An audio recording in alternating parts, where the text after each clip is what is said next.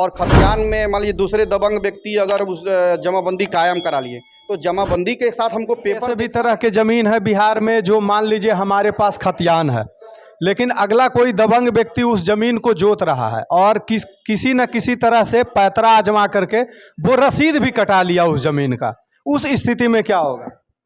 वो दबंग हो या कोई हो, जिसके पास पेपर रहेगा ज़मीन उसी का होगा।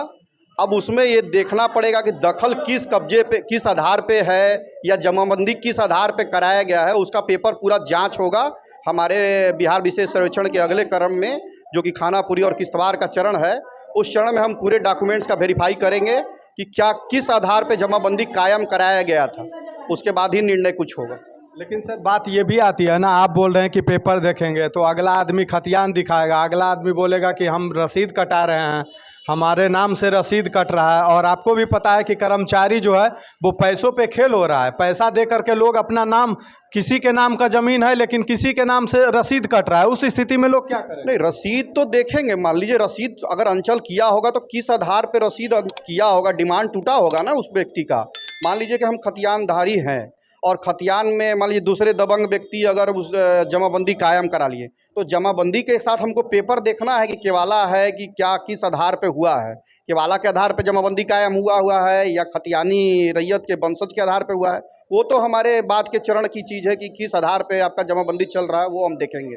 अच्छा, ज़मीन का मेन साक्ष्य क्या होता है? रसीद होता है या केवाला या खतियान होता है? मान लीजिए किसी के पास केवाला या खतियान है और किसी के पास सिर्फ और सिर्फ रसीद है, तो ज़मीन किसका हो? देखिए, ज़मीन में बहुत सारे प्रक्रम हैं कि किस आधार पे साक्ष्य देखना है, ठीक ना। खतियानी रैयत अगर है, अगर मान लीजिए उसके जो है वंशज अगर नहीं रहे तो रसीद से भी हम लोग कर रहे हैं, क्योंकि खतियान के पेपर लाने के लिए रैयत को परेशान तो हम लोग करेंगे नहीं, तो रसीद के आधार पे भी देख ली। वो तो आपसी बैठ जो है, जब गांव में हम लोग जाएंगे, विजिट करेंगे तो गांव वाले भी बताते हैं लोग कि हाँ ये इनके पूर्वज का ज़मीन है, रसीद के आधार पे अभी हम देखेंगे उसका क्या साक्ष्य उसके पास उपलब्ध है, उसी के आधार पर निर्णय करेंगे बाद में। ऐसा नहीं है कि केवाला किसी के पास नहीं है और रसीद है तो काम नहीं होगा, उस पर भी होगा, लेकिन देखेंगे हम उसमें अपने अगले चरण में कि किस आधार पे ये जमाबंदी कायम हुआ है। क्या जो रैयत जो तबाद कर रहे हैं उनका शांतिपूर्ण दखल कब्जा है, अगर दखल कब्जा रहेगा तो रसीद पे भी काम होगा। अच्छा, आप लोग सर्वे करवा रहे हैं और आप लोग किसानों से डिमांड कर रहे हैं कि खतियान लगाइए या केवाला लगाइए या जो भी है वो साक्ष्य के रूप में उनको देना ही पड़ेगा। लेकिन जब किसान पेपर लेने के लिए कचहरी का, ब्लॉक का कर्मचारी के पास चक्कर लगा रहे हैं तो उनसे कहीं ना कहीं मोटी रकम वसूली जा रही है और कहीं ना कहीं उनका काम नहीं हो रहा है। तो क्या किसान, जब आपका टाइमिंग पूरा हो जाएगा कि जिस टाइम में किसान को पेपर जमा करना ही करना है, वो टाइम तक अगर किसानों के पास पेपर उपलब्ध नहीं हो पाता है तो उस स्थिति में क्या होगा? किसानों को परेशान होने की कोई ज़रूरत नहीं है, ये उनके जानकारी के अभाव में है।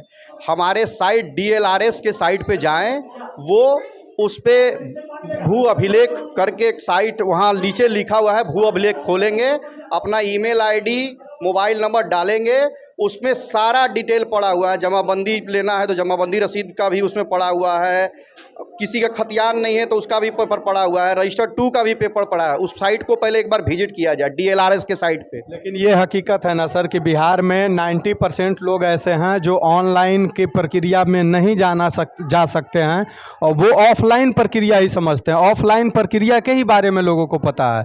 अब यहाँ पे बहुत सारे दादा लोग हो गए, उनको बताइए ऑनलाइन प्रक्रिया किन्हीं को समझ में आएगा? बहुत सारे युवा भी ऐसे हैं। और दूसरी बात, ये नवादा की हम बात बता रहे हैं कि नवादा में जब हमारा प्रेस रिपोर्टर पहुंचा तो वहां पे पता चला कि जो ऑनलाइन डॉक्यूमेंट 16 प्रकार का जो डॉक्यूमेंट अपलोड किया गया है उसमें से कई ऐसे डॉक्यूमेंट है जो ऑनलाइन उपलब्ध नहीं। ऐसे पहले तो रैयत को घबराने की ज़रूरत ही नहीं है, ऑनलाइन करिए या ऑफलाइन मोड, दोनों में से कोई एक कर सकता है, ऐसा प्रावधान है हमारे यहाँ। आप अपने गांव के राजेश ग्राम के अमीन से बात करके आप ऑफलाइन भी फॉर्म जमा कर सकते हैं। ऐसा नहीं है कि ऑनलाइन ही करना है, ऑफलाइन भी आप उनको सबमिट कर सकते हैं फॉर्म, वो ऑफलाइन भी लिया जा रहा है। ये जानकारी की अभाव है क्यों। अच्छा, अभी अब पहला चरण में कैसे क्या हो रहा है ये बताइए? पहले चरण में हम लोग रैयत से उनके धारित भूमि का स्वघोषणा का एक प्रपत्र ले रहे हैं, प्रपत्र 2, और अगर खतियानी है या केवालाधार का जो है मृत्यु हो गया है तो वंशावली ले रहे हैं, उसी के आधार पर स्वघोषणा का भी फॉर्म सबमिट किया जा रहा है केवल। इसके बाद का प्रोसेस क्या होगा? इसके बाद हमारे बिहार विशेष सर्वेक्षण के कई प्रक्रम हैं, जैसे कि किश्तवाड़ है, खानापुरी क्रम है।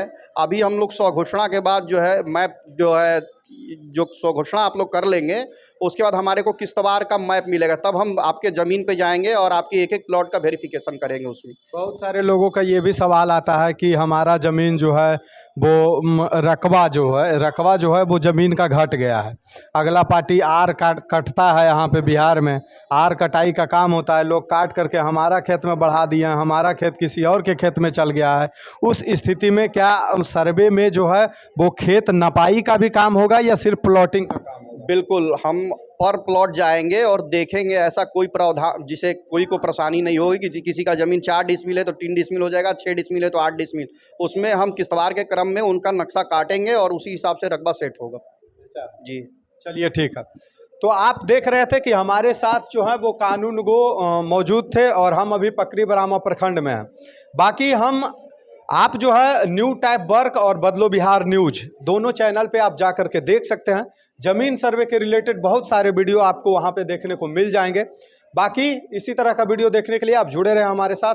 वीडियो में बने रहने के लिए बहुत बहुत धन्यवाद। जय हिंद, जय बिहार।